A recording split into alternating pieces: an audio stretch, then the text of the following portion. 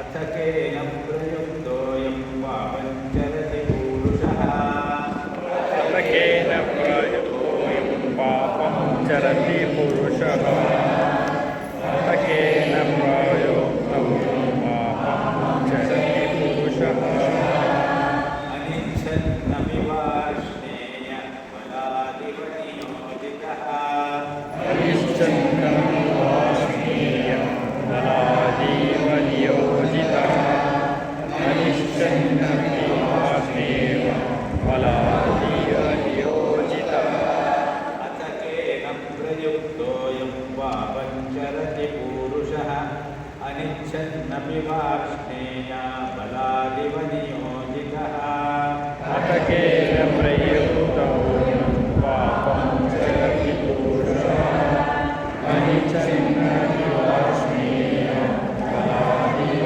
नियोजितः अथ केन प्रयुक्तोऽयं पापं चरति पुरुषः अनिच्छन्नपि वार्ष्णेयं बलादेव नियोजितः श्रीभगवानुवाच श्रीभगवानुवाच काम एष क्रोध एषः रजो गुणसमुद्भवः काम एष क्रोध एष रजो गुणसमुद्भवः काम एष क्रोध एष रजो गुणसमुद्भवः महाशनो महापाप्मा विद्येन विन वैरिणम् महाशनो महापापं विद्येन वैरिणम् महाशनो महापापं विद्येन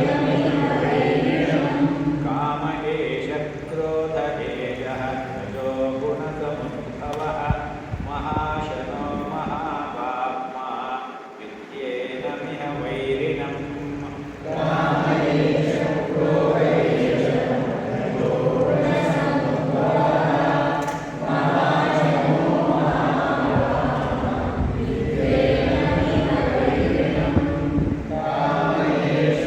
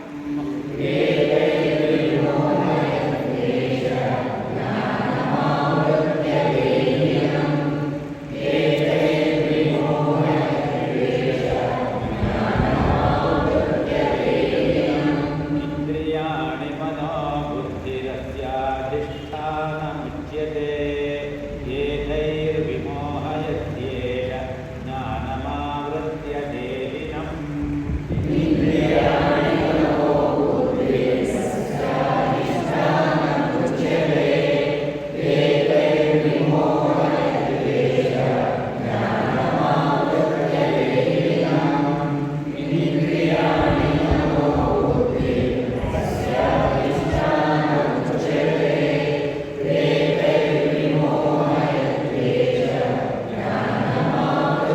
देहिनम्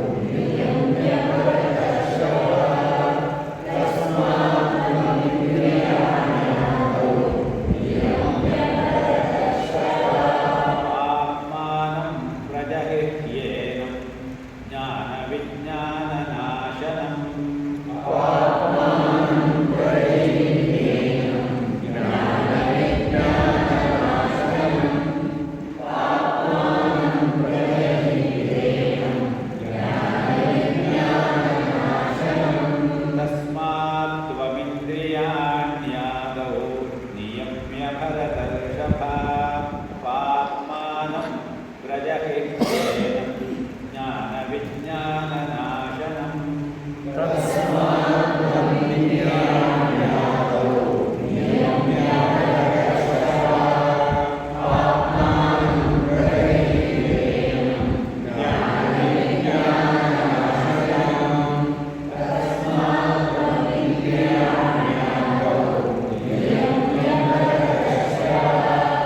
पाप्मानं प्रजहिह्येनं ज्ञानविज्ञाननाशनम् इन्द्रियाणि पराण्याहुरिन्द्रियेभ्यः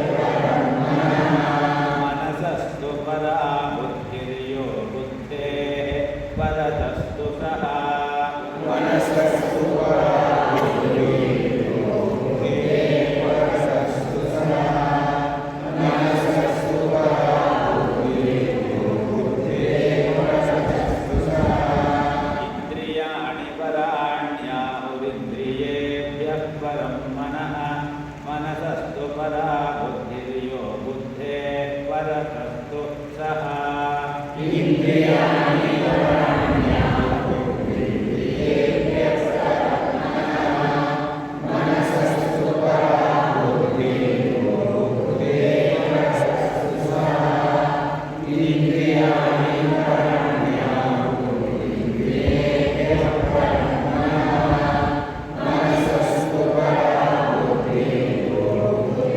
परतस्तु सः एवं बुद्धेः परं बुद्ध्वा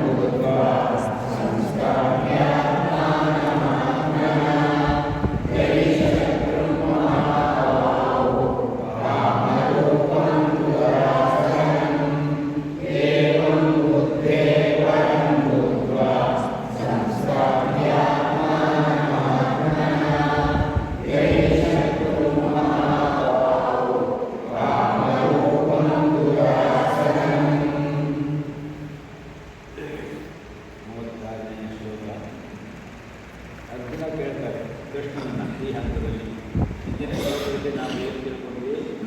ಶ್ರೇಯ ಸ್ವಧರ್ಮೋ ವಿಗುಣ ಪರಧರ್ಮೋ ಭಯಾವಹ ಸ್ವಧರ್ಮೇ ನಿಧನಂ ಶ್ರೇಯ ಪರಧರ್ಮೋ ಭಯಾವಹ ಅಂತ ಕೃಷ್ಣ ಹೇಳಿದ ಮಾತಿಗೆ ಅದನ್ನು ಒಂದು ಪ್ರಶ್ನೆ ಮಾಡೋದು ಸ್ವಲ್ಪ. ಅಥ ಹಾಗಾದರೆ ಕೃಷ್ಣ ಕೇನ ಪ್ರಯುಕ್ತ ಅಯಂ ಪಾಪಂ ಚರತಿ ಪುರುಷಃ ಅನಿಚ್ಛನ್ನಪಿ ವಾರ್ಷ್ಣೇಯ ಕೃಷ್ಣ ಫಲಾದಿವ ನಿಯೋಜಿತ ಅಯಂ ಪುರುಷಃ ಈ ಮನುಷ್ಯ ಇಚ್ಛಿಸದೇ ಇದ್ದರೂ ಅನಿಚ್ಛನ್ನಪಿ ಇಚ್ಛಿಸದೇ ಇದ್ದರೂ ಕೇನ ಪ್ರಯುಕ್ತ ಯಾವುದರಿಂದ ನಿಯೋಜಿಸಲ್ಪಟ್ಟವನಾಗಿ ಯಾವುದರಿಂದ ಒತ್ತಾಯಪೂರ್ವಕವಾಗಿ ಬಲವತ್ತರವಾಗಿ ದೂಡಲ್ಪಟ್ಟಂತೆ ಪ್ರಯುಕ್ತ ಪ್ರೇರಿತನಾಗಿ ಬಲಾದಿವ ಬಲಾತ್ಕಾರದಿಂದ ಕಟ್ಟು ಮಾಡಲ್ಪಟ್ಟಂತೆ ಪಾಪವನ್ನು ಮಾಡ್ತಾ ಇದ್ದಾನೆ. ಮನುಷ್ಯನ ಪಾಪಗಳಿಗೆ ಏನಾದರೂ ಕಾರಣ ಬೇಕು, ಅರ್ಜುನನಿಗೆ ಅದನ್ನು ತಿಳ್ಕೊಳ್ಬೇಕು ಅನ್ನುವ ಆಸೆ. 5000 ವರ್ಷಗಳ ಕೆಳಗೆ ಅದನ್ನು ತಿಳ್ಕೊಂಡು ಹೋಗ್ತಿಲ್ಲ, ನಮಗೆ ಹೇಳ್ತಾ ಇರೋದು ಅನ್ನುವುದೇ ಮುಖ್ಯವಾದಂತಹ ಉದ್ದೇಶ. ಕೇನ ಪ್ರಯುಕ್ತ ಅಯಂ ಪುರುಷಃ ಪಾಪಂ ಚರತಿ, ಯಾವ ಕಾರಣದಿಂದ ಈ ಮನುಷ್ಯ ಪಾಪಗಳನ್ನು ಆಚರಿಸಿ ಇಷ್ಟೊಂದು ಪಾಪಗಳು, ಇಷ್ಟೊಂದು ದುರಾಚಾರ, ಇಷ್ಟೊಂದು ಕೆಟ್ಟ ವಿಚಾರಗಳು. ಅನಿಚ್ಛನ್ನಪಿ ವಾರ್ಷ್ಣೇಯ ಕೃಷ್ಣ ಅವನಿಗೆ ಇಷ್ಟ ಇಲ್ಲದೆ ಹೋದರೂ ಕೂಡ ಯಾರೋ ದೂಡ್ತಾ ಇದ್ದಾರೆ, ಅವನ್ನ ತಳ್ತಾ ಇದ್ದಾರೆ ಆ ಪಾಪದ ಕೆಲಸ ಮಾಡಲಿಕ್ಕೆ ಅನ್ನುವ ರೀತಿಯಲ್ಲಿ ಈ ಕೆಲಸ ಮಾಡ್ತಾ ಇದ್ದಾರಲ್ಲ, ಇದು ಯಾಕೆ ಮಾಡ್ತಾ ಇದ್ದಾರೆ ಮನುಷ್ಯ? ಅದು ಅರ್ಜುನನ ಸಂದೇಹ. ಅದಕ್ಕೆ ಕೃಷ್ಣ ಕೊಡುವ ಉತ್ತರ ಭಗವಾನ್ ವಾಕ್ಯ. ಇಲ್ಲಿಂದ 7 ಶ್ಲೋಕಗಳು ಕೃಷ್ಣ ಕರ್ಮದ ಒಂದು ವಿಚಾರವನ್ನು ಜ್ಞಾನದ ಜೊತೆಗೆ ಸೇರಿಸುವುದು ಹೇಳ್ತಾ ಇದ್ದಾರೆ. ಇಲ್ಲಿ ಒಂದೊಂದು ಅಧ್ಯಾಯಕ್ಕೆ ಒಂದೊಂದು ಹೆಸರು ಇದ್ದರೂ ಕೂಡ ಇಲ್ಲಿ ಹೇಗೆ ಸೇರಿಕೊಂಡಿದೆ ಅಂದರೆ, ಕರ್ಮದಲ್ಲಿ ಜ್ಞಾನ ಬರುತ್ತೆ, ಜ್ಞಾನದಲ್ಲಿ ಕರ್ಮ ಬರುತ್ತೆ, ಕರ್ಮದಲ್ಲಿ ಭಕ್ತಿ ಬರ್ತದೆ, ಆಮೇಲೆ ರಾಜಯೋಗದಲ್ಲಿ ಭಕ್ತಿ ಬರ್ತದೆ, ರಾಜಯೋಗ 8ನೇ ಅಧ್ಯಾಯ ಅಲ್ಲಿ ಭಕ್ತಿಯ ವಿಚಾರವಾಗಿ ತುಂಬ ವಿಚಾರಗಳು ಉಂಟು. ಆ ರೀತಿಯಲ್ಲಿ ಒಂದರೊಳಗೆ ಒಂದು ಸೇರಿಸಿಕೊಂಡು ಕೃಷ್ಣ ಒಟ್ಟಾರೆಯಾಗಿ ಒಂದು ತಿಳುವಳಿಕೆಯನ್ನು ಕೊಡ್ತಾ ಇದ್ದಾರೆ. ಕೃಷ್ಣ ಹೇಳ್ತಾನೆ, ಅರ್ಜುನ ಇದಕ್ಕೆ ಕಾರಣ ಇಷ್ಟೇ. ಏಷಃ ಕಾಮ, ಏಷಃ ಕ್ರೋಧ. ಇದು ಕಾಮಗಣಯ, ಇದು ಕ್ರೋಧಗಣಯ. ಇದು ಹೇಗೆ ಬರ್ತದೆ? ಇದು ಈ ಕಾಮ ಮತ್ತು ಕ್ರೋಧ ರಜೋಗುಣ ಸಮುದ್ಭವ. ರಜೋಗುಣವೆಂದರೆ ಮುಖ್ಯವಾಗಿ ಈ ಎಲ್ಲ ಅನಿಷ್ಟಗಳು ಬರುವುದು. 3 ಗುಣಗಳಿಂದ ಬದ್ಧರಾಗಿದ್ದೇವೆ. ಪ್ರಕೃತೇ ಕ್ರಿಯಮಾಣಾನಿ ಗುಣಾಗುಣೇಶ ಬರ್ತಂತ ಅದನ್ನೆಲ್ಲ ಹೇಳ್ಕೊಂಡು ಬಂದ ಕೃಷ್ಣ. ಈಗ ಅರ್ಜುನನ ಪ್ರಶ್ನೆಗೆ ಸ್ಪಷ್ಟವಾಗಿ ಹೇಳ್ತಾ ಇದ್ದಾನೆ, ರಜೋಗುಣ ಜಾಸ್ತಿ ಆದಾದರೆ ಇದೆಲ್ಲ ಸಾಧ್ಯ. ಇದಕ್ಕೆಲ್ಲ ಕಾರಣ ರಜೋಗುಣ. ಈ ಕಾಮ ಮತ್ತು ಕ್ರೋಧ ಇವುಗಳ ಸ್ವರೂಪವೇನು, ರೂಪವೇನು ಅಂತ ಕೇಳಿದರೆ, ಮಹಾಶನಃ ಮಹಾಪಾಪ್ಮ ಏನಂ ಇಹ ವೈರಿಣಂ ವಿದ್ಧಿ. ಇವೆರಡೂ ಕೂಡ ನಿನಗೆ ವೈರಿಗಳು ಎಂಬುದಾಗಿ ವಿದ್ಧಿ ತಿಳಿದುಕೋ. ಮುಖ್ಯವಾಗಿ ಅದನ್ನು ಗಮನದಲ್ಲಿ ಇಟ್ಕೊಳ್ಬೇಕು ನೀನು. ಮಹಾಶನ ಕಾಮ ಮತ್ತು ಕ್ರೋಧ ಷಡ್ರಿಪುಗಳು ಅಂತ ನಮ್ಮಲ್ಲಿ ವೇದಾಂತದಲ್ಲಿ ಬಹಳ ವಿಶೇಷವಾಗಿ ಅದನ್ನು ಅರಿಷಡ್ ವರ್ಗಗಳು ಅಂತ ಹೇಳ್ತೀವಿ ನಾವು. ಕಾಮ, ಕ್ರೋಧ, ಲೋಭ, ಮೋಹ, ಮದ, ಮಾತ್ಸರ್ಯ ಯಾರು. ಅದರಲ್ಲಿ ಮುಖ್ಯವಾಗಿ ಪಾಪಗಳೆಲ್ಲ ನಡೆಯುವುದು ಈ 3ರಿಂದ: ಕಾಮ, ಕ್ರೋಧ, ಲೋಭ. ಈ ಕಾಮ, ಕ್ರೋಧ, ಲೋಭಕ್ಕೆ ಮೋಹ, ಮದ, ಮಾತ್ಸರ್ಯ ಅನ್ನೋದು ಉಪಫಲ ಇದ್ದಂತೆ, ಬೈ ಪ್ರಾಡಕ್ಟ್ ಅಂತ ಹೇಳ್ತಾರೆ. ವೇದಾಂತವನ್ನು ಚೆನ್ನಾಗಿ ಅಧ್ಯಯನ ಮಾಡಿಕೊಂಡು ಇದನ್ನು ತಿಳಿಸುವುದು. ಆದ್ದರಿಂದ ಇಲ್ಲಿ ಕಾಮ, ಕ್ರೋಧ ಇದೆರಡೂ ಕೂಡ ಮಹಾಶನಃ ಏನೆಲ್ಲವನ್ನೂ ಕೊಟ್ಟು ತಿನ್ನಾಗ. ಮಹಾಶನ, ಅಶನ ಅಂದರೆ ತಿನ್ನೋದು, ಊಟ. ಎಷ್ಟು ಹಾಕಿದರೂ ಸಾಕಾಗುವುದಿಲ್ಲ. ಬಕಾಸುರ ಇದ್ದ ಮಹಾಶನ. ಮಹಾಪಾಪ್ಮ, ಮಹಾನ್ ಪಾಪಮಯವಾದದ್ದು. ಬಕಾಸುರ ಅನ್ನೋದು ಒಂದು ವಿಶೇಷಣವಾದರೆ ಇದರಿಂದ ಆಗದೇ ಇರುವಂತಹ ಪಾಪಗಳೇ ಇಲ್ಲ, ಕಾಮಕ್ರೋಧಗಳಿಂದ. ಆದ್ದರಿಂದ ಅರ್ಜುನ ಇಹ ಇಲ್ಲಿ ನೀನು ಏನಂ ಇವೆರಡನ್ನೂ ಕೂಡ ವೈರಿಣಂ ವಿದ್ಯಿ, ನಿನಗೆ ವೈರಿಗಳು ಇವುಗಳಂತ. ವೈರಿಗಳು ಅಂದರೆ ಏನು? ವೈರಿಗಳಿಂದ ದೂರ ಇಡಬೇಕು ಅನ್ನುವುದು ಮುಖ್ಯ ಅಂತ ಹೇಳ್ತಾರೆ. 3-4 ಶ್ಲೋಕಗಳು ಒಂದ್ಸರಿ ಅರ್ಥ ಮಾಡ್ಕೊಂಡ್ಬಿಡೋಣ, ಆಮೇಲೆ ಏನಾದರೂ ತಿಳುವಳಿಕೆ ಇದ್ದರೆ ಅದನ್ನು ತಿಳಿಯುವ ಪ್ರಯತ್ನ ಮಾಡ್ತಾರೆ. ಮತ್ತೆ 38ನೇ ಶ್ಲೋಕದಲ್ಲಿ ಹೇಳ್ತಾರೆ ಅದರ ಸ್ವರೂಪವನ್ನು. ಇವೆರಡರಿಂದನೇ ನಮ್ಮ ಒಳಗಡೆಯ ಆತ್ಮಜ್ಞಾನ, ನಮ್ಮ ಅಂತರಂಗದ ವಿವೇಕ ಮುಚ್ಚಿಕೊಂಡಿದೆ.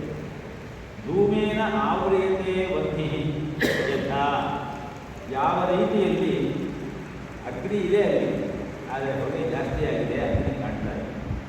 ಧೂಮೇನ ಆವೃಯತೆ ವನ್ನಿ ಅಂದರೆ ಅಗ್ನಿ. ನೀವೆಲ್ಲಾದರೂ ಹೋದಾಗ ಹೋಮ ಹವನ ಮಾಡುವಾಗ ಕಟ್ಟಿಗೆ ಸ್ವಲ್ಪ ಹಸಿಯಾಗಿದ್ದರೆ ಸ್ವಲ್ಪ ಲಿಕ್ವಿಡ್ ಪದಾರ್ಥ ಏನಾದರೂ ನಾವು ಹಾಕಿದ್ರೆ ಅಗ್ನಿಗೆ, ಅವಾಗ ಏನಾಗ್ತದೆ, ಅಗ್ನಿ ಒಳಗಡೆ ಇರುತ್ತೆ. ಸರಿಯಾದ ರೀತಿಯಲ್ಲಿ ಕೆಟ್ಟ ಮಾಡಿಕೊಂಡೇ ಹಾಕ್ತಾರೆ, ಅಲ್ಲಿ ಮಾಡದೇ ಇದ್ದರೆ ಆಗೋದೇ ಇಲ್ಲ. ಆದರೆ ಅಗ್ನಿಯ ಜ್ವಲನ ನಮ್ಮ ಕಣ್ಣಿಗೆ ಕಾಣದೇ ಇರುವಷ್ಟು ಹೊಗೆ ಮುಚ್ಚಬಹುದು.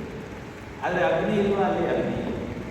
ಆ ರೀತಿಯಲ್ಲಿ ಧೂಮೇನ ಆವೃಯತೆ ವನ್ನಿ ಯಥಾ ಆದರ್ಶೋ ಮಲೇನ ಚ. ಕನ್ನಡಿ ಇದೆ, ಕನ್ನಡಿಯಲ್ಲಿ ನಮ್ಮ ರೂಪ ಕಾಣ್ತಾ ಇದೆ. ಕನ್ನಡಿಯ ಮೇಲೆ ಒಂದು ರೀತಿಯ ಧೂಳು ಮಲ ಕೂತ್ಕೊಂಡಿದೆ. ಆ ಧೂಳನ್ನು ಒರೆಸಿದ್ರೆ ನಮಗೆ ಕಾಣುತ್ತದೆ. ಸಾಮಾನ್ಯವಾಗಿ ಸ್ನಾನ ಮಾಡಲಿಕ್ಕೆ ಅಂತ ಹೋದರೆ ನೀವು ಸಾಮಾನ್ಯವಾಗಿ ಬಾತ್ರೂಮ್ನಲ್ಲಿ ಕನ್ನಡಿ ಹಾಕಿರ್ತೀರಿ.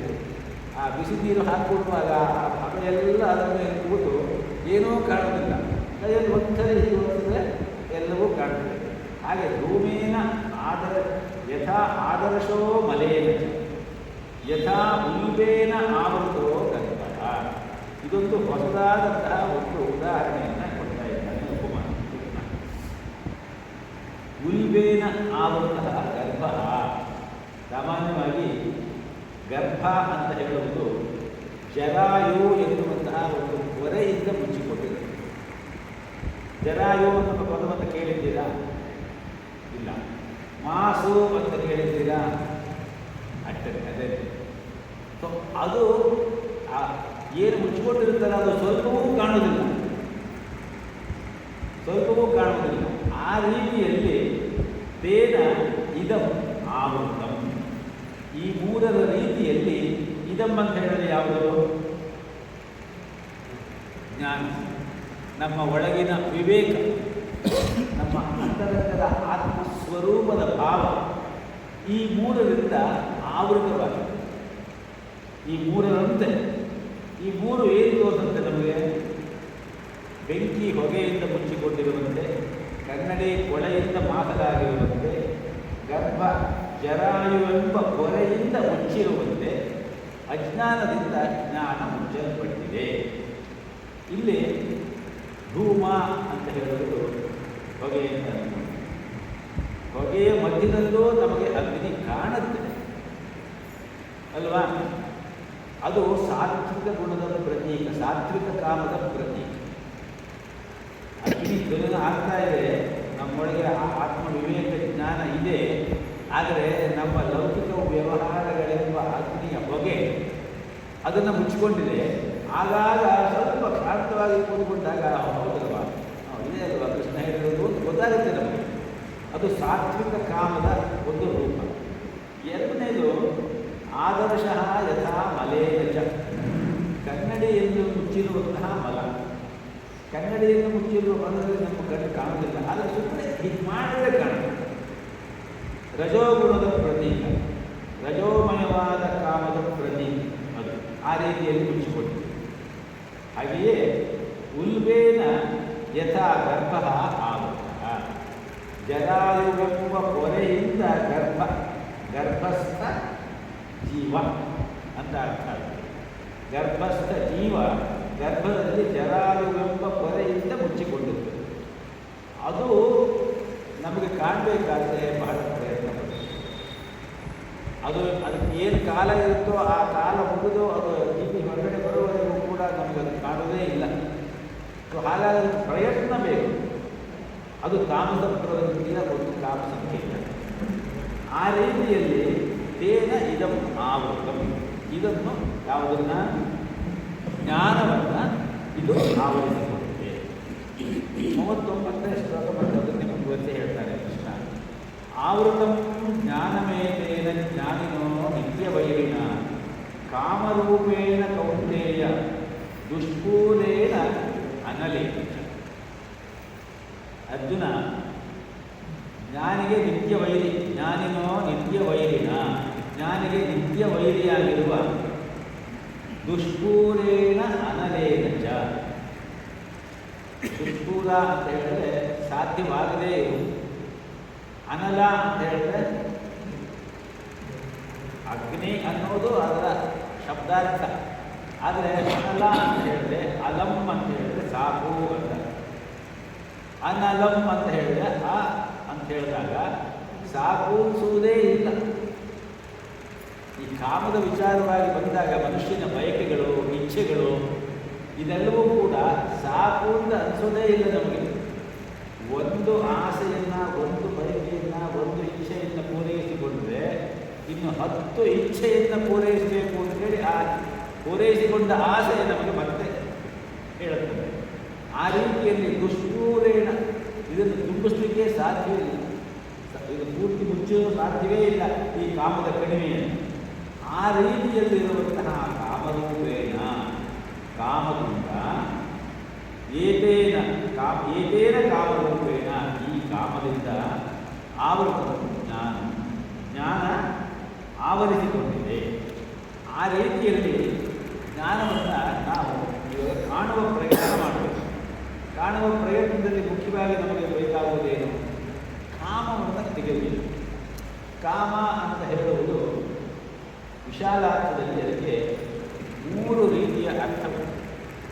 ಕಾಮ ಅಂತ ಹೇಳಿದ್ರೆ ಕೇವಲ ಕಾಮ, ರೂಢಿಯ ಅರ್ಥದಲ್ಲಿ ಬರುವಂತಹ ಲೈಂಗಿಕ ಭಾವದ ಕಾಮ ಒಂದೇ ಅಲ್ಲ. ಕಮ್ ಎನ್ನುವಂತಹ ಒಂದು ವ್ಯಾಕರಣ ಶಾಸ್ತ್ರದ ಪ್ರಕಾರ ಕಮ್ ಧಾತುವಿನಿಂದ ಹೊರಟು ಬಂದಿರುವಂತಹ ಶಬ್ದ ಕಾಮ. ಅದರ ಅರ್ಥ ಏನು ಅಂತ ಹೇಳಿದ್ರೆ ಇಚ್ಛಿಸು, ಬಯಸು, ಪಡೆಯುವ ಅಪೇಕ್ಷೆಯನ್ನು ಇಟ್ಟುಕೋ ಇತ್ಯಾದಿ. ಅದನ್ನು 3 ರೀತಿಯಲ್ಲಿ ಹೇಳ್ತಾರೆ. ಒಂದು ವಿಶಾಲವಾದ ಅರ್ಥ, ಅಂದರೆ ಅತ್ಯಂತ ವಿಶಾಲವಾದ ಅರ್ಥ, ಅದೇ ಇಚ್ಛೆ, ಬಯಕೆ.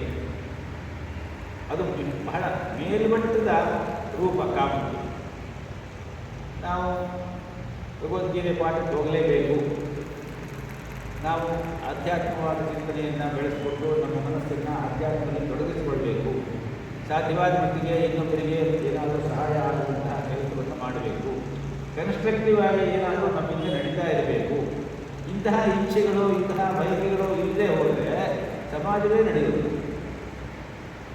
ಸಮಾಜ ನಡಿಬೇಕಾದರೆ ಇದೆಲ್ಲ ಇರಲೇಬೇಕು ಅಲ್ವಾ? ಋಗ್ವೇದದಲ್ಲಿ 10ನೇ ಮಂಡಲದಲ್ಲಿ ನಾಸದೀಯ ಸೂಕ್ತದಲ್ಲಿ ಇದನ್ನು ಸ್ಪಷ್ಟವಾಗಿ ಹೇಳ್ತಾರೆ. ಮನುಷ್ಯನ ಪ್ರತಿಯೊಂದು ಚಟುವಟಿಕೆಯೂ ಕೂಡ ಕಾಮದಿಂದಲೇ ಉಂಟಾಗುತ್ತದೆ.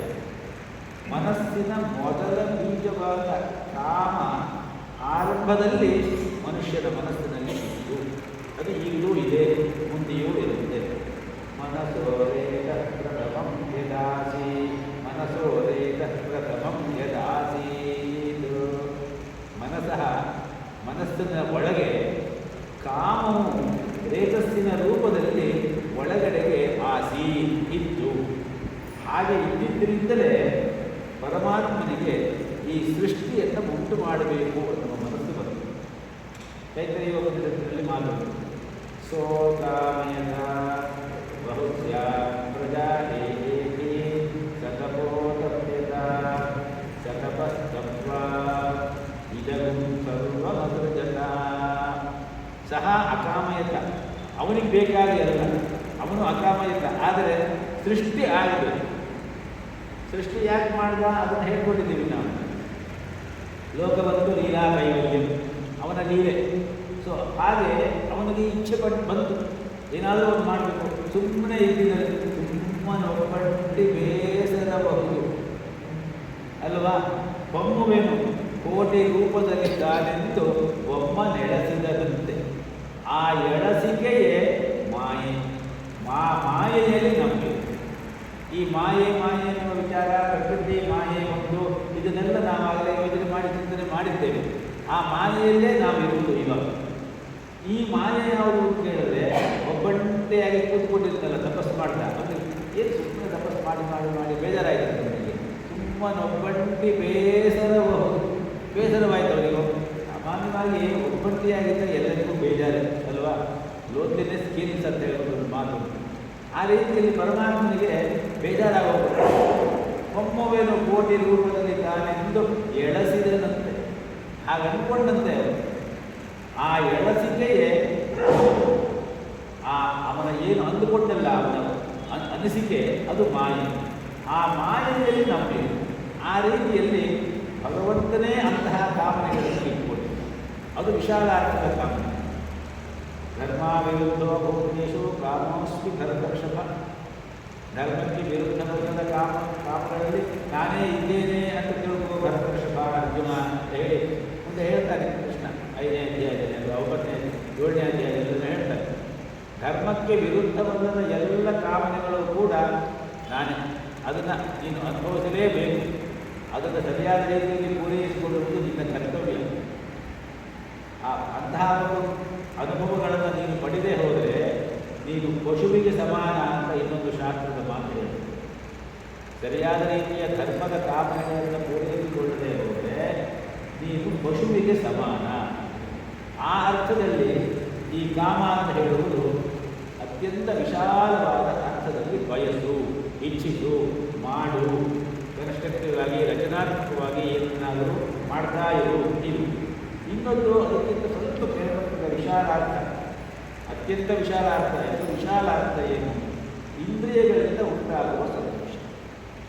ನಾವು ನಮ್ಮ ಮುಂದಿನ ಶ್ಲೋಕದಲ್ಲಿ ಬರ್ತದೆ, ಇಂದ್ರಿಯಾಣಿ ಪರಾಣ್ಯಾಹು. ಇಂದ್ರಿಯಗಳೇ ಶರೀರದಲ್ಲಿ ಮುಖ್ಯವಾದಂತಹ ಅಂಗಗಳು. ಆದ್ದರಿಂದ ಅದಕ್ಕಿಂತ ದೊಡ್ಡದು ಮನಸ್ಸು, ಅದಕ್ಕಿಂತ ದೊಡ್ಡದು ಬುದ್ಧಿ ಅಂತೆಲ್ಲ ಬರ್ತದಲ್ಲ. ಹಾಗಾಗಿ ಇಂದ್ರಿಯಗಳಿಂದ ಉಂಟಾಗುವ ಸಂತೋಷ. ನಮ್ಮ ಶರೀರವನ್ನು ನಿರ್ಮಾಣ ಮಾಡುವಾಗ ಭಗವಂತ ಇಂದ್ರಿಯಗಳ ಬಾಗಿಲನ್ನು ಹೊರಗಡೆಗೇ ಇಟ್ಟುಬಿಟ್ಟಿದ್ದಾರೆ. ಹಾಗಾಗಿ ನಾವು ಹೊರಗಡೆ ಪ್ರಪಂಚದಿಂದಲೇ ಇಂದ್ರಿಯಗಳಿಂದ ಉಂಟಾಗುವ ಎಲ್ಲ ಸೌಖ್ಯಗಳನ್ನು ಅನುಭವಿಸಬೇಕು, ಅದರಲ್ಲೇನು ತಪ್ಪಿಲ್ಲ. ಆದರೆ ಆ ಸೌಖ್ಯಗಳೆಲ್ಲ ಧರ್ಮದ ಬೇಲಿಯಲ್ಲಿ ಧರ್ಮಾದರ್ಥಶ್ಚ ಕಾಮಶ್ಚ ತತಃ ಮೋಕ್ಷ.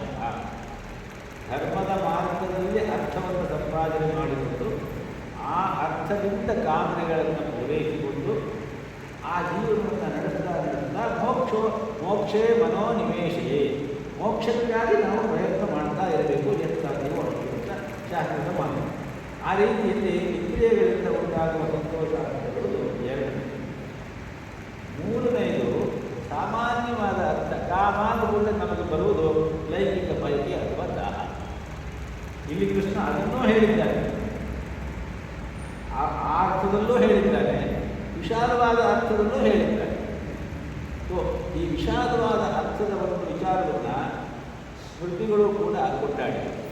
ಒಂದು ಸ್ಮೃತಿ ಹೇಳುತ್ತೆ, ಅಕಾಮಸ್ಯ ಕ್ರಿಯಾ ಕಾಚಿತು ದೃಶ್ಯತೆ ನೇಹ ಕಲಹಿಸಿತು ಯದ್ಯದ್ಧಿ ಗುರುತೆ ಕಿಂಚಿತ್ ತತ್ತತ್ ಕಾಮಸ್ಯ ಚೇತಂ. ಕಾಮನೆ ಇಲ್ಲದೆ ಈ ಲೋಕದಲ್ಲಿ ಯಾರೂ ಏನನ್ನೂ ಮಾಡುವುದಿಲ್ಲ. ಅಕಾಮಸ್ಯ ಕ್ರಿಯಾ ಕಾಚಿತು ದೃಶ್ಯತೆ ನ ಇಹ ಕಲಹಿಸಿತು. ಯಾರೂ ಏನನ್ನೂ ಮಾಡುವುದನ್ನು ನಾವು ಕಾಣುವುದಿಲ್ಲ. ಎಲ್ಲರೂ ಏನೋ ಒಂದು ಉದ್ದೇಶ ಇಟ್ಟುಕೊಂಡೇ ಮಾಡ್ತಾರೆ. ಆ ಉದ್ದೇಶಕ್ಕೆ ಕಾರಣ ಬಯಕೆ, ಆಸೆ ಅಥವಾ ಅವರ ಕಾಮನೆಗಳು. ಯದ್ಯದ್ದಿ ಕುರುಥೇ ಕಿಂಚಿತು. ಏನೇನೆಲ್ಲ ನಡೀತಾ ಇದೆಯೋ ಈ ಪ್ರಪಂಚದಲ್ಲಿ, ನಮ್ಮ ಎದುರುಗಡೆ ಸಮಾಜದಲ್ಲಿ, ತತ್ತತ್ ಕಾಮಸ್ಯ ಚೇಷ್ಟೆ. ಅವೆಲ್ಲವೂ ಕೂಡ ಬಯಕೆಯ ಚೇಷ್ಟೆ, ಇಚ್ಛೆಯ ಚೇಷ್ಟೆ. ಚೇಷ್ಟೆ ಎನ್ನುವಾಗ ಕೇವಲ ಕೆಟ್ಟ ಅರ್ಥದಲ್ಲೇನು ಅದನ್ನು ಹೇಳುವಾಗಲ್ಲ. ಅದರಿಂದ ಏನು ಒಳ್ಳೆಯ ಕೆಲಸ ಆದರೂ ಕೂಡ ಆ ಒಳ್ಳೆಯ ಕೆಲಸದ ಹಿಂದೆ ಒಂದು ಕಾಮನೆ ಇರ್ತದೆ. ಅದನ್ನು ಆಸೆ ಬೇರೆ, ಆಕಾಂಕ್ಷೆ ಬೇರೆ. ಆಕಾಂಕ್ಷೆ ಇಲ್ಲದೆ ಹೋದರೆ ಸಮಾಜ ಸರಿಯಾದ ರೀತಿಯಲ್ಲಿ ಮುಂದಕ್ಕೆ ಹೋಗಲಿಕ್ಕೆ ಸಾಧ್ಯವಿಲ್ಲ. ಆ ರೀತಿಯಲ್ಲಿ ಮತ್ತು ಇಲ್ಲಿ ಈ ಶ್ಲೋಕದಲ್ಲಿ ಇಲ್ಲಿ ಕಾಮರೂಪೇಣ ಕೌಂತೆಯ ದುಷ್ಪೂರೇಣ ಅನಲೇನ ಚ ಅನ್ನುವ ಮಾತನ್ನು ಹೇಳ್ತಾನೆ 39ನೇ ಶ್ಲೋಕದಲ್ಲಿ. ಅದನ್ನ ತುಂಬಿಸ್ಲಿಕ್ಕೆ ಸಾಧ್ಯವಿಲ್ಲ. ತುಂಬಿಸ್ಲಿಕ್ಕೆ ಹೋದರೆ ಅದೊಂದು ಕಡಿಮೆ ಅಂತ ಇಟ್ಕೊಳ್ಳಿ, ಆಸೆಗಳು ಅಥವಾ ಕಾಮನೆಗಳು. ಅದನ್ನು ಮುಚ್ಚಿದ್ದೀನಿ ನಾನು ಅಂತೇಳಿ ಯಾವುದಾದ್ರೂ ಆಸೆಯನ್ನು ಪೂರೈಸಿಕೊಳ್ಳಲಿಕ್ಕೆ ಹೋದರೆ ಆ ಆಸೆಯನ್ನು ಪೂರೈಸಿಕೊಳ್ಳುವ ಭಾರವನ್ನು ಪೂರೈಸಲಿಕ್ಕಾಗಿ ಹಾಕಿದರೆ ಆ ಭಾರದಿಂದ ಆ ಹಳ್ಳ ಇನ್ನೂ ಆಗುತ್ತದೆ, ಮತ್ತಷ್ಟು ಆಸೆಗಳು ಬೇಕು. ಕೃಷ್ಣಾಖನಿರಗಾಧೇಯಂ ದುಷ್ಪೂರ ಕೇನ ಪೂರ್ಯತೆ ಮಹಾಭಾರತ ಹೇಳೋದನ್ನ ಮಾತು.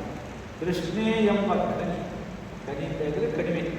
ಕೃಷ್ಣಾಖನಿರಗಾಧೇಯಂ ದುಷ್ಪೂರ ಕೇನ ಪೂರ್ಯತೆ.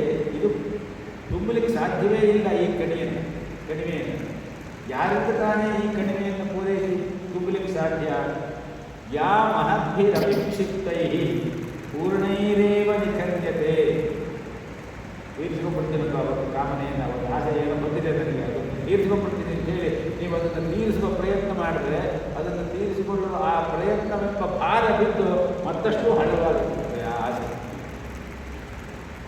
ಯಾ ಮಹದ್ಭಿರಭಿಕ್ಷಿಪ್ತೈ ಪೂರ್ಣೈರೇವ ನಿಖರ್ಯ. ಮತ್ತಷ್ಟು ಮೊದಲು ಎಷ್ಟು ಹೊಂಡ ಇತ್ತು ಅದಕ್ಕಿಂತ ಜಾಸ್ತಿ ಹೊಂಡ.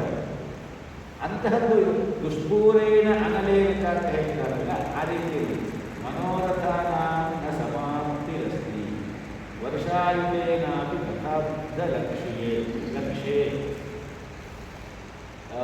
ಅಂದರೆ ಮನೋರಥಗಳಿಗೆ ಸಂಪೂರ್ಣವಾಗಿ ಮುಗಿತು ಅಂತ ಹೇಳುವುದು ಸಾಧ್ಯವೇ ಇಲ್ಲ.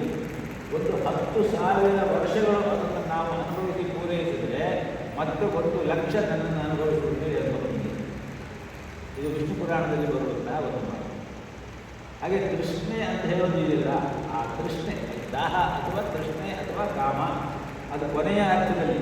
ಬಯಕೆಗಳು ಅಷ್ಟೇ, ಇದು ಕೇವಲ 3ನೇ ಅರ್ಥದ ಕಾಮ ಮಾತ್ರವಲ್ಲ. ಅದು ಕೆಲವರ ದಾಹ ಎಷ್ಟು ಮಟ್ಟಿಗೆ ಇರುತ್ತೆ ಅಂದರೆ ಅನ್ನದಾತುರಕ್ಕಿಂತ ಚಿನ್ನದಾತುರ ತೀಕ್ಷ್ಣ, ಚಿನ್ನದಾತುರಕ್ಕಿಂತ ಹೆಣ್ಣು ಗಂಡು ಒಲವು, ಅಧಿಕಾರ ಮನ್ನಣೆಯ ದಾಹವೆಲ್ಲಕಂ ತೀಕ್ಷ್ಣತಮ.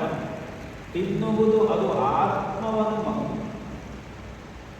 ಆ ರೀತಿಯಲ್ಲಿ ಒಂದಕ್ಕಿಂತ ಒಂದು ಪೂರೈಸಿದ್ರೆ ಇನ್ನೊಂದು ಪೂರೈಸಿದ್ರೆ ಮತ್ತೊಂದು ಪೂರೈಸಿದ್ರೆ ಮತ್ತೊಂದು. ಎಲ್ಲಕ್ಕಿಂತ ದಾಹ ಯಾವುದು ಅಂತ ಕೇಳಿದ್ರೆ ಅಧಿಕಾರ ಮನ್ನಣೆಯ ದಾಹ. ಈ ಮನ್ನಣೆ ಪಡಿಬೇಕು ಅನ್ನುವ, ಅದಕ್ಕೆ ಕುವೆಂಪು ಅವರು ಕೀರ್ತಿ ಶನಿ ಅಂತ ಹೇಳ್ತಾರೆ. ಕೀರ್ತಿ ಶನಿಯಿಂದ ದೂರ ಇರಬೇಕು ನಾವು ಯಾವತ್ತೂ. ಅದು ಬಹಳ ಕಷ್ಟದ ಕೆಲಸ ಸಮಾಜ ಜೀವನದಲ್ಲಿ. ಆ ರೀತಿಯಲ್ಲಿ ಒಂದು ಶ್ಲೋಕ ಹೇಳ್ತಾರೆ, ಸುಭಾಷಿತರತ್ನ ಪಾಂಡಾರದ ಒಂದು ಶ್ಲೋಕ. ಅಪಿ ಮೇರು ಸಮಂ ಪ್ರಾಜ್ಞಂ ಅಪಿ ಶೂರಂ ಅಪಿ ಸ್ಥಿರಂ ತೃಣೀಕರೋತಿ ಕೃಷ್ಣೈಕ ನಿಮಿಷೇಣ ನರೋತ್ತಮಂ. ಮೇರು ಸಮವಾದ ಪ್ರಾಜ್ಞ ಇರಬಹುದು ಒಬ್ಬ. ಅಪಿ ಮೇರು ಸಮಂ ಪ್ರಾಜ್ಞಂ ಅಪಿ ಶೂರಂ, ಮಹಾಶೂರ ಅವನು. ಅಪಿ ಸ್ಥಿರಂ, ಸ್ಥಿರವಾಗಿ ನಿಂತಿದ್ದಾನೆ. ಆದರೆ ಅವನಲ್ಲಿ ಎಲ್ಲೋ ಒಂದು ಕಡೆ ಆ ದಾಹ ಬಂತು, ತೃಷ್ಣೆ ಬಂತು ಅಂತ ಹೇಳಿದ್ರೆ ತೃಣೀಕರೋತಿ ತೃಷ್ಣೈಕ. ಆ ತೃಷ್ಣೆ ಅನ್ನೋದೇ ಅವನನ್ನು ಹುಲ್ಲಿಗಿಂತ ಅರ್ಥ ಮಾಡಿ. ತೃಣೀಕರೋತಿ ತೃಷ್ಣೈಕ ನಿಮಿಷೇಣ ತರೋದು. ಒಂದು ನಿಮಿಷದಲ್ಲಿ ಯಾರೋ ಒಬ್ಬರ ಬಗ್ಗೆ ಒಂದು ದೊಡ್ಡ ಭಾವನೆ ಇರ್ತದೆ. ಅವರು ಈ ಕೇಳದಂತೆ ಅವರು ಅಂತ ಹೇಳಿ ಕದಾಕಥಿತವಾಗಿ ಕರ್ಣಾಕರಣಿಯಾಗಿ ನೀವು ಕಿವಿಗೆ ಬಿದ್ದುಬಿಟ್ರೆ ಅಯ್ಯೋ ಇಷ್ಟನ ಅವರು ಆಗೋಗ್ರು. ನಿಮಿಷೇಣ ನರೋತ್ತಮಂ ತೃಣೀಕರೋದು. ಆ ತೃಷ್ಣೆ ಇದೆಯಲ್ಲ, ತೃಷ್ಣೆಯನ್ನು ಗೆಲ್ಲಬೇಕು.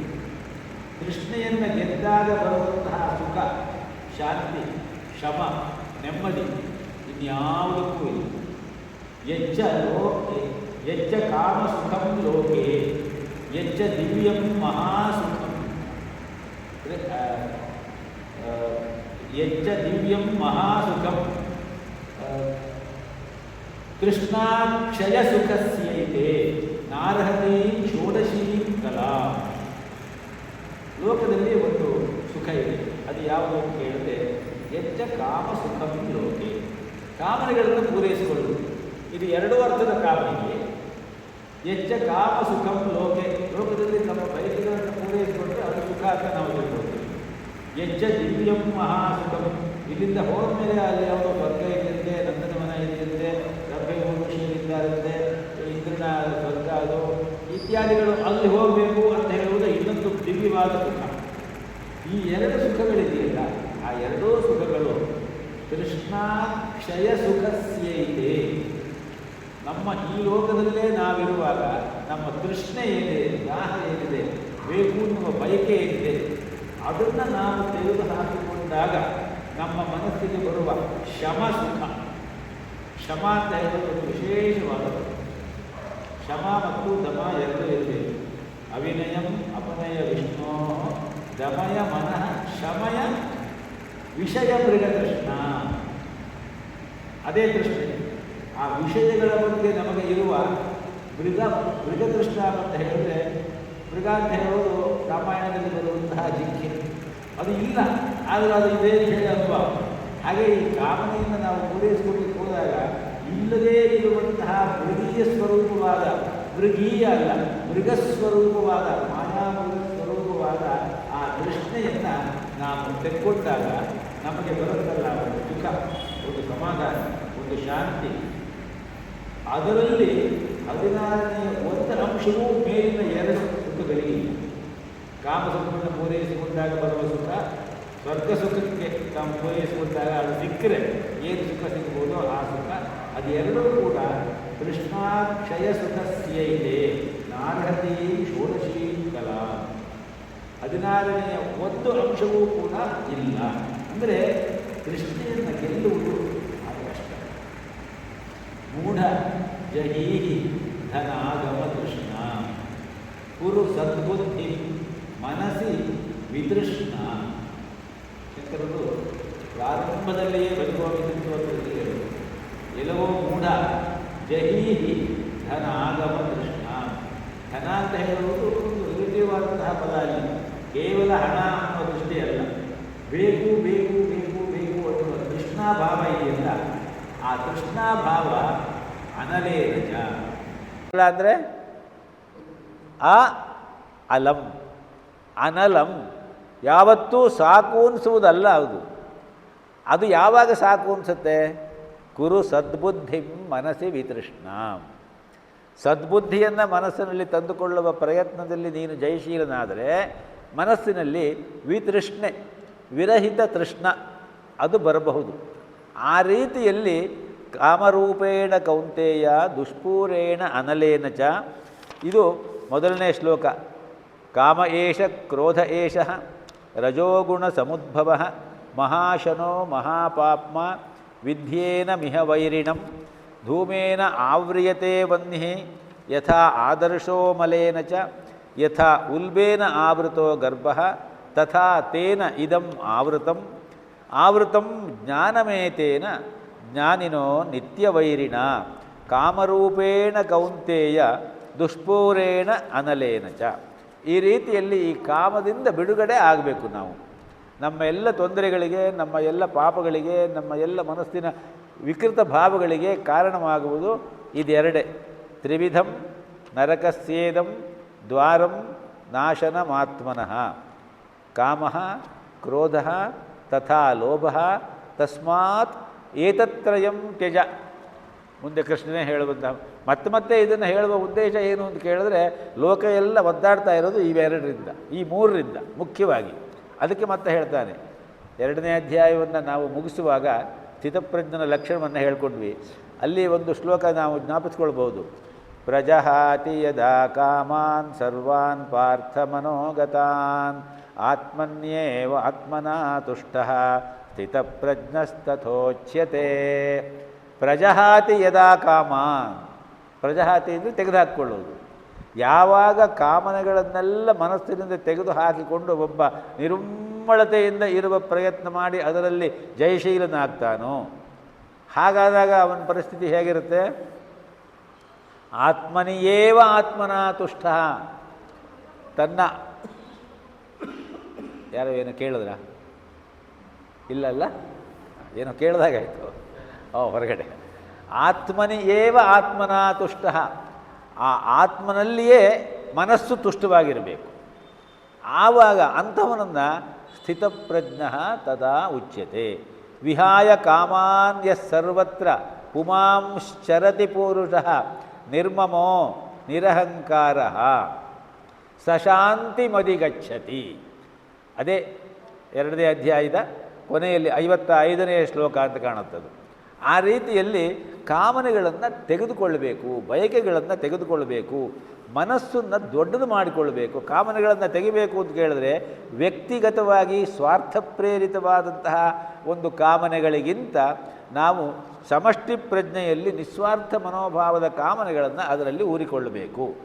ಪೂತಿ ನರಸಿಂಹಾಚಾರ್ಯರು ತಮ್ಮ ಒಂದು ಕೃತಿಯಲ್ಲಿ ಹೇಳ್ತಾರೆ, ಮನಸ್ಸಿನ ಆಸೆಗಳನ್ನು ಸಂಪೂರ್ಣವಾಗಿ ತೆಗೆಯುವುದು ಅಂತ ಹೇಳುವುದು ಸಾಮಾಜಿಕ ಸಂದರ್ಭದಲ್ಲಿ ಮನುಷ್ಯರಿಗೆ ಹೇಳುವುದರಲ್ಲಿ ಅರ್ಥವಿಲ್ಲ.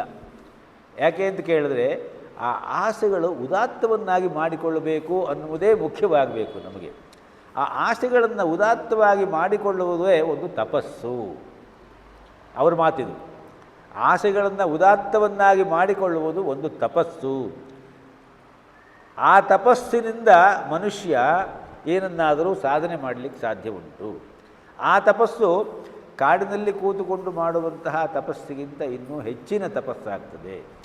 ಸಂಸಾರಿಯಾದವನಿಗೆ ಇರುವಂತಹ ಒಂದು ಕಷ್ಟ ಸನ್ಯಾಸಿಯಾದವನಿಗೆ ಇರುವುದಿಲ್ಲ. ಎಷ್ಟೋ ಬಾರಿ ಸಂಸಾರಿಯಾದವನು ಬ್ಯಾಲೆನ್ಸ್ ಮಾಡಬೇಕು.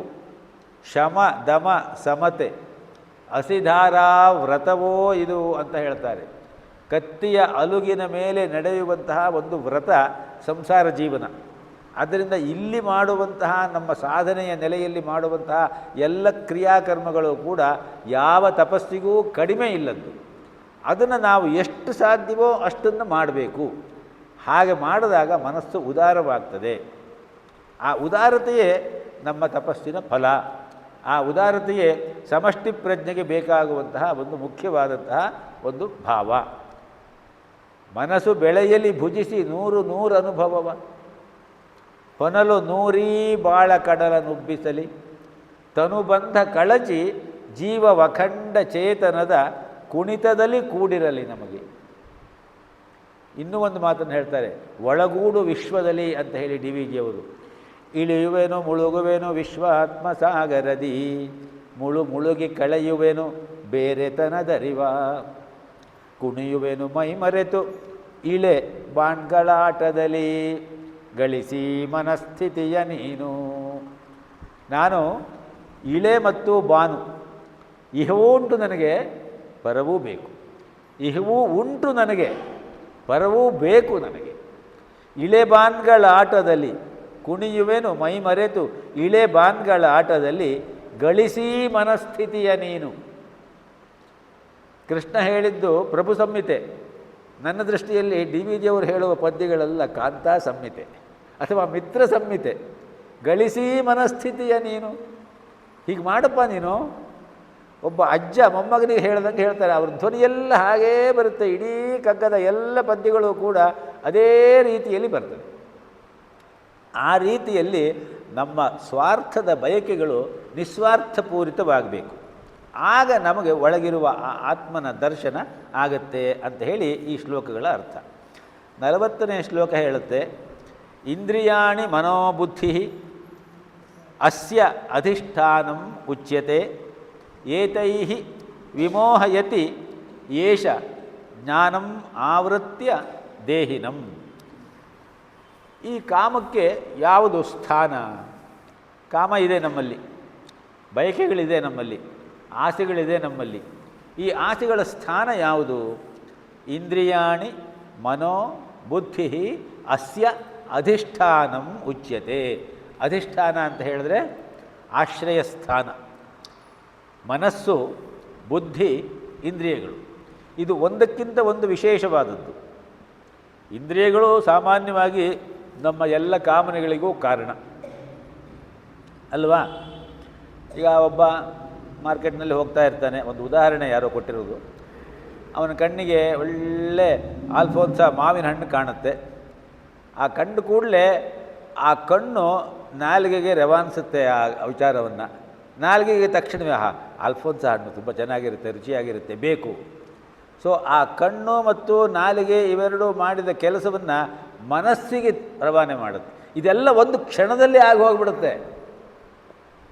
ಮನಸ್ಸು ಹೌದು ಅದು ರುಚಿ ನೋಡಬೇಕು, ಈ ಸೀಸನ್ನಲ್ಲಿ ನಾವು ಭಾಳ ಸರಿಯಾಗಿ ಹಣ್ಣು ತರಲೇ ಇಲ್ಲ ಅಂತ ಅನ್ಸುತ್ತೆ ಅಲ್ವಾ.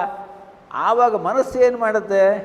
ಬುದ್ಧಿ ಹೇಳುತ್ತೆ, ಬುದ್ಧಿ ವಿಚಾರ ಮಾಡುತ್ತೆ, ಜೇಬಿನಲ್ಲಿ ಎಷ್ಟಿದೆ ದುಡ್ಡು, ನಾನು ಯಾತಕ್ಕಾಗಿ ಮಾರ್ಕೆಟಿಗೆ ಬಂದಿದ್ದೇನೆ, ಮನೆಯಲ್ಲಿ ಏನು ಸಾಮಾನು ತರಬೇಕು ಅಂಥೇಳಿ ನಾನು ಹೇಳಿದ್ರು ಅಷ್ಟಕ್ಕೆ ಸರಿಯಾಗಿ ದುಡ್ಡು ತಂದಿದ್ದೇನೆ. ಇವಾಗ ಮಾವಿನ ಹಣ್ಣು ತಗೊಂಡ್ರೆ ಅವ್ರು ಹೇಳಿದ ಸಾಮಾನು ತಗೊಳ್ಲಿಕ್ಕೆ ಆಗುತ್ತಾ? ಅವ್ರು ಹೇಳಿದ ಸಾಮಾನು ಬೇಕಾದ್ರೆ ಆಮೇಲೆ ತಗೊಳ್ಬೋದು. ಈಗ ಮೊದಲು ಅಲ್ಲಿ ಕಾಣ್ತಾ ಇದೆ, ಅದು ಖಾಲಿಯಾಗಿ ಹೋಗ್ಬಿಟ್ರೆ ಮತ್ತು ಇನ್ನೊಂದ್ಸಲಿ ಬರುವಾಗ ಇರೋದಿಲ್ಲ, ಇದನ್ನು ತೊಗೊಂಡ್ಬಿಡೋಣ ಮನಸ್ಸು ಹೇಳುತ್ತೆ. ಯಾಕೆಂದರೆ ಮನಸ್ಸಿಗೆ ನಾಲಿಗೆ ಮತ್ತು ಕಣ್ಣಿನ ಆ ಒಂದು ಪ್ರೇರಣೆ ಇದೆಯಲ್ಲ, ಅದು ದೊಡ್ಡದು. ಆ ಇಂದ್ರಿಯಗಳಲ್ಲಿ ಮುಖ್ಯವಾಗಿ ಈ ನಾಲಿಗೆ, ಕಣ್ಣು, ಕಿವಿ, ಮೂಗು ಇದೆಲ್ಲ ಬಹಳ ಪಟುವಾದದ್ದು.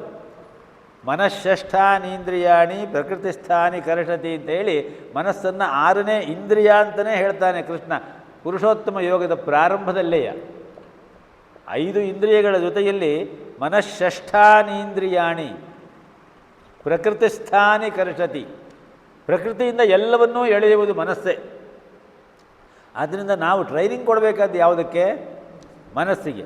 ಮೊದಲು ಇಂದ್ರಿಯಗಳು, ಇಲ್ಲಿ ಹೇಳುವ ಈ ಶ್ಲೋಕದ ಮುಖ್ಯವಾದ ಭಾವ ಅದೇನೆಯ. ಇಂದ್ರಿಯಾಣಿ ಮನೋ ಬುದ್ಧಿ ಅಸ್ಯ ಅಧಿಷ್ಠಾನಂ ಮುಚ್ಯತೆ.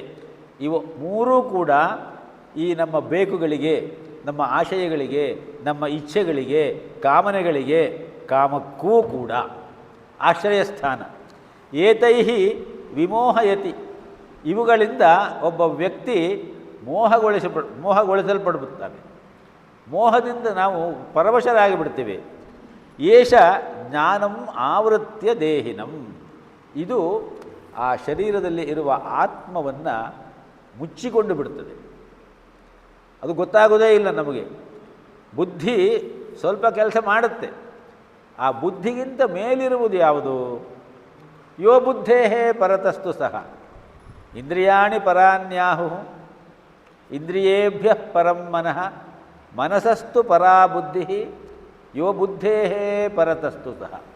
ಆದ್ದರಿಂದ ಈ ಮೂರಿದೆಯಲ್ಲ, ಈ ಕಾಮಗಳು ಹೇಗೆ ಅಂದರೆ, ಪಾಚಿ ಕಟ್ಟಿದ ನೀರಿನಲ್ಲಿ ಸಾಮಾನ್ಯವಾಗಿ ಮಲೇರಿಯಾಗೆ ಕಾರಣವಾಗುವ ಸೊಳ್ಳೆಗಳು ಓಡಾಡ್ತಾ ಇರುತ್ತವಲ್ಲ, ಹಾಗೆ ನಮ್ಮ ಮನಸ್ಸಿನ ಅಂತರಾಳದಲ್ಲಿ ಇರುವಂತಹ ಕಾಮ ಅಥವಾ ಕಾಮನೆಯ ಬಯಕೆಗಳ ಆ ಕ್ರಿಮಿಗಳು ಈ 3 ಸ್ಥಾನದಲ್ಲಿ ಯಾವಾಗಲೂ ಅಲ್ಲಾಡ್ತಾ ಇರುತ್ತೆ, ಓಡಾಡ್ತಾ ಇರುತ್ತೆ.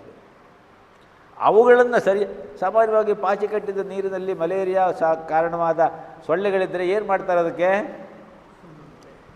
ಸ್ಪ್ರೇ ಮಾಡ್ತಾರೆ. ಹಾಗೆ ನಾವು ಇದಕ್ಕೆ ಸ್ಪ್ರೇ ಮಾಡಬೇಕು. ಏನನ್ನು ಸ್ಪ್ರೇ ಮಾಡಬೇಕು? ಪ್ರಾರಂಭದಲ್ಲಿ ಭಕ್ತಿ, ಅದಾದ ಮೇಲೆ ಜ್ಞಾನ, ಅದಾದ ಮೇಲೆ ವೈರಾಗ್ಯ, ಇವುಗಳನ್ನು ಸ್ಪ್ರೇ ಮಾಡಬೇಕು. ಹಾಗೆ ಮಾಡಿದಾಗ ಆ ಕಾಮನೆಗಳೆಲ್ಲ ತನ್ನಿಂದ ತಾನೇ. ವೈರಾಗ್ಯ ಬಂತು ಅಂದರೆ, ವೈರಾಗ್ಯ ಪಥಿಕಂಗೆ ನಷ್ಟ ಭಯವೇನು? ವೈರಾಗ್ಯದ ದಾರಿಯಲ್ಲಿ ಹೋಗುವವನಿಗೆ ಅದು ನಷ್ಟ ಆಗುತ್ತೆ, ಇದು ನಷ್ಟ ಆಗುತ್ತೆ ಎನ್ನುವ ಭಯ ಏನು ಇಲ್ಲ. ಆದ್ದರಿಂದ ಈ ಆಶ್ರಯ ಸ್ಥಾನಗಳ ಮೇಲೆ ನಮ್ಮ ದೃಷ್ಟಿ ಇರಬೇಕು. ಆದ್ದರಿಂದಲೇ ನಮ್ಮ ಭಕ್ತಿ ಬೆಳಿಬೇಕು. ಭಕ್ತಿ ಬೆಳೆದಾಗ ಏನಾಗುತ್ತೆ? ರಾಗದ್ವೇಷ ವಿಯುಕ್ತೈಸ್ತು ವಿಷಯಾನ್ ಇಂದ್ರಿಯೈಶ್ಚರನ್ ಆತ್ಮವಶ್ಯೈರ್ವಿಧೇಯಾತ್ಮ ಪ್ರಸಾದಮಧಿಗಚ್ಚತಿ. 2ನೇ ಅಧ್ಯಾಯದಲ್ಲಿ ಈ ಚಿಂತನೆಯನ್ನು ಮಾಡಿಕೊಂಡು ಬಂದಿದ್ದೇವೆ ನಾವು. ರಾಗದ್ವೇಷಗಳನ್ನು ಬಿಟ್ಟು ಇಂದ್ರಿಯಗಳನ್ನು, ವಿಷಯಗಳ ಮೇಲೆ ಹೋಗುವಂತಹ ಆ ಕ್ರಿಯಾಕರ್ಮವನ್ನು ಆತ್ಮವಶ್ಯೈರ್ವಿಧೇಯಾತ್ಮ, ಆತ್ಮದ ಕಂಟ್ರೋಲ್ನಲ್ಲಿ ಇಟ್ಟುಕೊಂಡು ಮನಸ್ಸನ್ನು ಆತ್ಮಕ್ಕೆ ವಿಧೇಯವನ್ನಾಗಿ ಮಾಡಿಕೊಂಡು ನಾವು ಇರುವುದು ಸಾಧ್ಯವಾದಾಗ ಪ್ರಸಾದಂ ಅಧಿಗಚ್ಚತಿ, ಮನಸ್ಸಿಗೆ ಒಂದು ಪ್ರಸಾದ ಭಾವ ಬರ್ತದೆ. ಅದೇ ಭಕ್ತಿ. ಪ್ರಸಾದೇ ಸರ್ವ ದುಃಖಾನಾಂ ಹಾನಿರಸ್ಯೋಪಜಾಯತೆ. ಅಂತಹ ಪ್ರಸಾದ ಭಾವ ಬಂದಾಗ ಎಲ್ಲ ದುಃಖಗಳೂ ಕೂಡ ನಾಶವಾಗಿ ಹೋಗ್ತದೆ. ಪ್ರಸನ್ನ ಚೇತಸೋ ಹಿ ಆಶು ಬುದ್ಧಿ ಪರ್ಯವತಿಷ್ಠತಿ. ಅಂತಹ ಪ್ರಸನ್ನವಾದ ಭಾವದ ಮನಸ್ಸು ಇದ್ದಾಗ ಬುದ್ಧಿ ಸರಿಯಾಗಿ ಸ್ಥಿರವಾಗಿ ಇರ್ತದೆ. ಬುದ್ಧಿ ಸರಿಯಾಗಿ ಸ್ಥಿರವಾಗಿ ಇದ್ದಾಗ ಏನಾಗ್ತದೆ? ಯೋ ಬುದ್ಧೇ ಪರತಸ್ತು ಸಹ, ಬುದ್ಧಿಗಿಂತ ಮೇಲಿರುವ ಸಹ ಅವನ ಹತ್ತಿರಕ್ಕೆ ನಾವು ಹೋಗ್ತೀವಿ. ಆ ಭಾವ ನಮ್ಮಲ್ಲಿ ಜಾಸ್ತಿ ಆಗ್ತಾ ಹೋಗ್ತದೆ. ಭಗವಂತನ ಹತ್ತಿರಕ್ಕೆ ಹೋಗುವ ಆ ಅನುಭವ ನಮ್ಮದಾಗ್ತಾ ಹೋಗ್ತದೆ. ಆ ರೀತಿಯಲ್ಲಿ ಈ ಜ್ಞಾನ ಅಂತ ಹೇಳುವುದು ಮುಚ್ಚಿಕೊಂಡಿರ್ತದೆ. ಇದರಿಂದ ಈ ಇಂದ್ರಿಯಗಳನ್ನು, ಮನಸ್ಸನ್ನು, ಬುದ್ಧಿಯನ್ನು ನಾವು ಸರಿಯಾಗಿ ಇಟ್ಟುಕೊಳ್ಬೇಕು. ಮೊದಲು ಇಂದ್ರಿಯಗಳು, ಆಮೇಲೆ ಮನಸ್ಸು, ಆಮೇಲೆ ಬುದ್ಧಿ. ಆತ್ಮಾನಂ ರಥಿನಂ ವಿದ್ಧಿ. ಒಂದು ಇದುಂಟಲ್ವಾ, ನಾವು ಹೇಳ್ಕೊಳ್ತೀವಿ, ಕಠೋಪನಿಷತ್ತಿನ ಒಂದು ಮಾತು, ಆತ್ಮಾನಂ ರಥಿನಂ ವಿದ್ಧಿ ಶರೀರಂ ರಥಮೇವತು ಅಲ್ವಾ. ಶರೀರ ಅಂತ ಹೇಳುವುದು ಒಂದು ರಥ ಇದ್ದಂತೆ. ಈ ರಥದಲ್ಲಿ ಕುಳಿತಿರುವಂತಹ ರಥಿಕ ಯಾರು ಅಂತ ಕೇಳಿದ್ರೆ ಆತ್ಮಜೀವಿ, ಜೀವಿ. ಆ ಶರೀರ ರಥ ಅಂದಮೇಲೆ ಅದಕ್ಕೆ ಎಳಿಲಿಕ್ಕೆ ಕುದುರೆಗಳು ಬೇಕು. ಯಾವುದು ಕುದುರೆಗಳು? ಇಂದ್ರಿಯಾಣಿ ಹಯಾನ್ಯಾಹು. ಇಂದ್ರಿಯಗಳು ಕುದುರೆ. ಸರಿ, ರಥ ಇದೆ, ರಥಿಕ ಕೂತಿದ್ದಾನೆ, ಆ ರಥ ಎಳಿಬೇಕು, ಅದಕ್ಕೆ ಕುದುರೆಗಳು ಸಿದ್ಧವಾಗಿವೆ. ಆ ರಥವನ್ನು ಓಡಿಸುವ ಒಬ್ಬ ಸಾರಥಿ ಬೇಕಲ್ವಾ? ಯಾರು? ಬುದ್ಧಿಂತು ಸಾರಥಿಂ ವಿದ್ಧಿ. ಬುದ್ಧಿಯೇ ಸಾರಥಿ. ಬುದ್ಧಿಗೂ ಮತ್ತು ಆ ಕುದುರೆಗೂ, ಸಾರಥಿಗೂ ಮತ್ತು ಕುದುರೆಗೂ ಸಂಪರ್ಕವಾಗಿ ಲಗಾಮಾಗಿ ಇರುವುದು ಯಾವುದು? ಮನಃಪ್ರಗ್ರಹ ಏವಚ. ಕಠೋಪನಿಷತ್ ಹೇಳುವ ಮಾತಿದು. ಮನಸ್ಸು ಹಗ್ಗ. ಆ ಮನಸ್ಸೆಂಬ ಹಗ್ಗ ವಿಚಾರಗಳೆಂಬ ಭಕ್ತಿ, ಜ್ಞಾನ, ವೈರಾಗ್ಯಗಳೆಂಬ 3 ಹುರಿಗಳಿಂದ ಸರಿಯಾಗಿ ಹೊಸೆದು ಬಲವಾಗಿ ಇರಬೇಕು ನಮಗೆ. ಆವಾಗ ಏನಾಗುತ್ತೆ ಅಂತ ಕೇಳಿದ್ರೆ, ಸಾರಥಿಯಾದ ಒಳಭಾವದಲ್ಲಿ ಇರುವಂತಹ ಬುದ್ಧಿ ಆ ಭಕ್ತಿ, ಜ್ಞಾನ, ವೈರಾಗ್ಯಗಳೆಂಬ 3 ಎಸಳುಗಳಿಂದ ಹೊಸೆದ ಆ ಹುರಿಯಿಂದ, ಸರಿಯಾದ ಲಗಾಮನಿಂದ ಆ ವಿಷಯಗಳೆಂಬ ಕುದುರೆಗಳನ್ನು, ಇಂದ್ರಿಯಗಳೆಂಬ ಕುದುರೆಗಳನ್ನು ತನ್ನ ಕಂಟ್ರೋಲ್ನಲ್ಲಿ ಇಟ್ಟುಕೊಂಡು ಒಳಗಡೆ ಕುಳಿತಿರುವ ರಥಿಕನಾದ ಆತ್ಮನನ್ನು ಈ ಶರೀರವೆಂಬ ರಥದ ಮೂಲಕ ಎಲ್ಲಿಗೆ ತಗೊಂಡು ಹೋಗಬೇಕೋ ಅಲ್ಲಿಗೆ ತಗೊಂಡು ಹೋಗಲಿಕ್ಕೆ ಸರಿಯಾಗಿ ವ್ಯವಸ್ಥಿತವಾಗಿ ಸಾಧ್ಯವಾಗ್ತದೆ. ಅದು ಇಲ್ಲದೆ ಹೋದರೆ ಆಗೋದಿಲ್ಲ.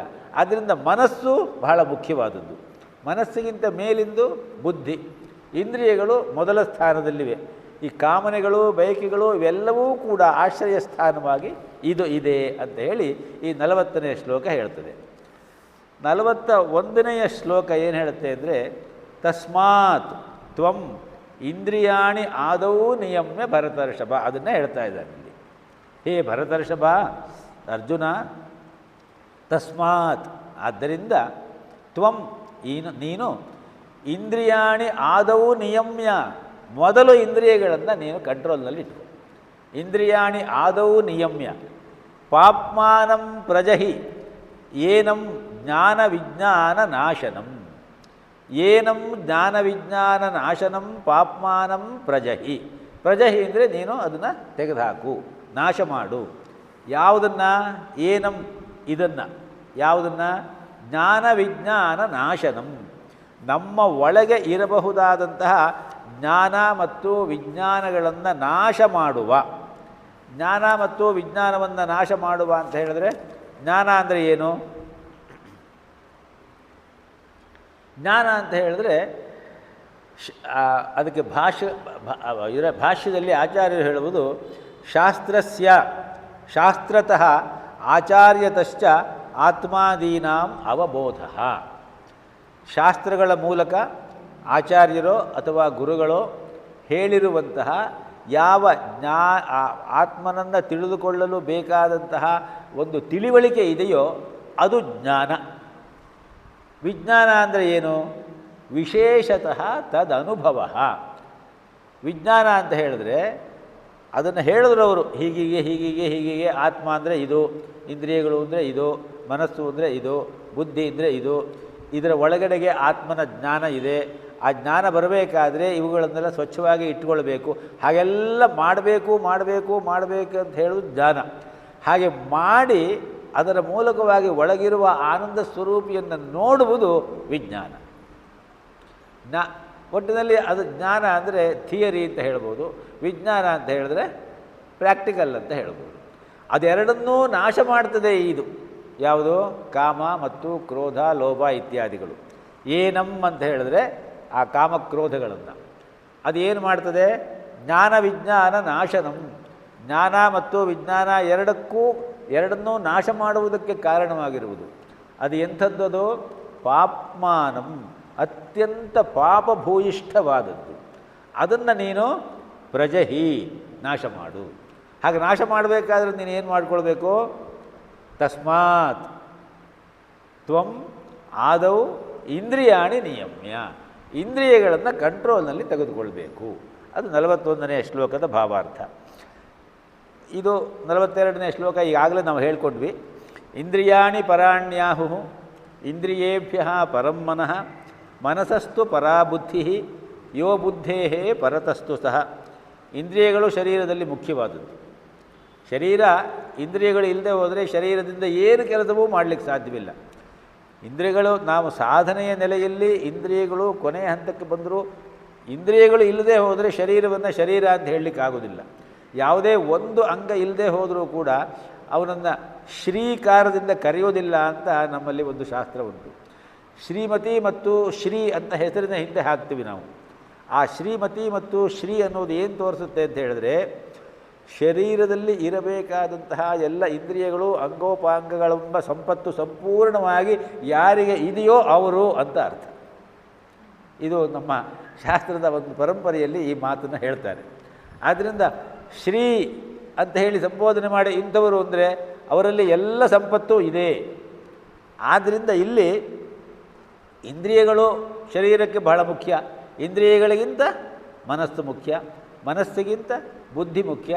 ಈ ಮೂರನ್ನೂ ಕ್ರೋಢೀಕರಣ ಮಾಡಿಕೊಂಡು, ಈ ಮೂರನ್ನೂ ಸರಿಯಾದ ರೀತಿಯಲ್ಲಿ ಟ್ರೈನಪ್ ಮಾಡಿಕೊಂಡು, ಅವುಗಳಿಗೆ ಶಿಕ್ಷಣ ಕೊಟ್ಟು ಸಿದ್ಧ ಮಾಡಿಕೊಂಡು, ಯೋ ಬುದ್ಧೇ ಪರತಸ್ತು ಸಹ, ಬುದ್ಧಿಗಿಂತ ಮೇಲಿರುವ ಅವನನ್ನು ನಾವು ನೋಡಬೇಕಾದದ್ದು ನಮ್ಮ ಕರ್ತವ್ಯ. ಇದೆಲ್ಲ ಅರ್ಜುನನಿಗೆ ಯುದ್ಧರಂಗದಲ್ಲಿ ಬೇಕಾಗಿತ್ತೋ ಇಲ್ಲೋ ಗೊತ್ತಿಲ್ಲ, ಆದರೆ ನಮಗಂತೂ ಬೇಕಿದು. ಆ ದೃಷ್ಟಿಯಿಂದ ಇದು ಮುಖ್ಯ ಆಗ್ತದೆ. 43ನೇ ಶ್ಲೋಕ ಸ್ಪಷ್ಟವಾಗಿ ಹೇಳ್ತಾ ಇದೆ. ಏವಂ ಬುದ್ಧೇ ಪರಂ ಬುದ್ಧ್ವಾ ಸಂಸ್ತಭ್ಯ ಆತ್ಮಾನಂ ಆತ್ಮನ ಜಹಿ ಶತ್ರುಂ ಮಹಾಬಾಹೋ ಕಾಮರೂಪಂ ದುರಾಸದಂ. ಹೇ ಮಹಾಬಾಹೋ, ಅದು ಸಂಬೋಧನೆ, ಅರ್ಜುನನನ್ನು ಕುರಿತು ಹೇಳುವಂತಹ ಮಹಾಬಾಹೋ, ಬುದ್ಧಿಗಿಂತ ಹೆಚ್ಚಿನದನ್ನು ನೀನು ತಿಳಿದುಕೊಳ್ಬೇಕು. ಬುದ್ಧೇ ಪರಂ ಬುದ್ಧ್ವಾ, ಬುದ್ಧಿಗಿಂತ ಹೆಚ್ಚಿನದನ್ನು ನೀನು ತಿಳ್ಕೊಳ್ಬೇಕು. ಹಾಗೆ ತಿಳ್ಕೊಳ್ಬೇಕಾದ್ರೆ ಏನು ಮಾಡಬೇಕು? ಸಂಸ್ತಭ್ಯ ಆತ್ಮಾನಂ ಆತ್ಮನ, ಮನಸ್ಸನ್ನು ಮನಸ್ಸಿನಿಂದ ಗೆಲ್ಲಬೇಕು. ಮನಸ್ಸನ್ನು ಮನಸ್ಸಿನಿಂದ ಗೆಲ್ಲುವುದು ಅಂದರೆ ಏನರ್ಥ ಆಗುತ್ತೆ? ಕೆಟ್ಟ ಸಂಸ್ಕಾರಗಳನ್ನೇ ಇಟ್ಟುಕೊಂಡು ಬಾಳ್ತಾ ಇರೋ ಒಬ್ಬ ಮನುಷ್ಯನ ಮನಸ್ಸಿನಿಂದ ಒಳ್ಳೆಯ ಸಂಸ್ಕಾರಗಳನ್ನು ನಾವು ಗೆಲ್ಲಬೇಕು.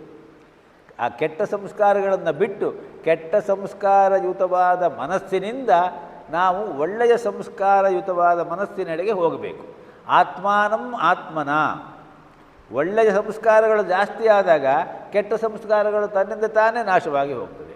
ಆದ್ದರಿಂದ ಏನು ಹೇಳ್ತಾ ಇದ್ದಾನೆ ಅಂತ ಕೇಳಿದ್ರೆ, ಸಂಸ್ಕಾರಗಳನ್ನು ಸರಿಯಾದ ರೀತಿಯಲ್ಲಿ ಶುದ್ಧ ಮಾಡಿಕೊಳ್ಳಿ. ಸಂಸ್ಕಾರಗಳಲ್ಲೆಲ್ಲ ಬಹಳ ಮುಖ್ಯವಾದದ್ದು ಶ್ರದ್ಧೆ. ಶ್ರದ್ಧೆ ಮತ್ತು ನಂಬಿಕೆ. ಆ ಶ್ರದ್ಧೆ ಮತ್ತು ನಂಬಿಕೆ ಇಲ್ಲದೆ ಹೋದರೆ ಯಾವ ಸಂಸ್ಕಾರಕ್ಕೂ ಏನೂ ಪ್ರಯೋಜನವಿಲ್ಲ. ಈ ಶ್ರದ್ಧೆ ಮತ್ತು ಸಂಸ್ಕಾರ ಎಷ್ಟು ಮುಖ್ಯವಾದದ್ದು ಅಂತ ಹೇಳೋದಕ್ಕೆ ಪರಮಹಂಸರು ಹೇಳಿದ ಒಂದು ಕತೆ, ಭಾಳ ಸಣ್ಣ ಕತೆ. ಅದು ಹೀಗುಂಟು. ಒಬ್ಬ ಪಂಡಿತ ಇದ್ದಂತೆ.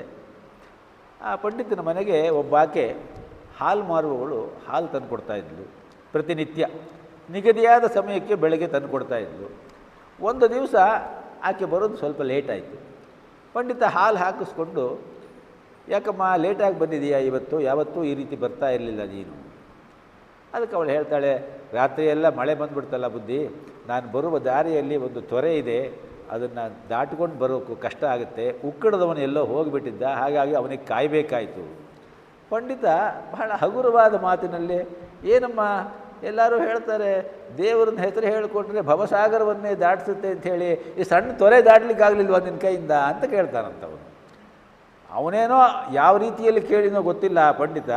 ಆಕೆ ಮಾತ್ರ ಸೀರಿಯಸ್ಸಾಗಿ ತಗೊಂಡ್ಬಿಟ್ಲು ಅದನ್ನು.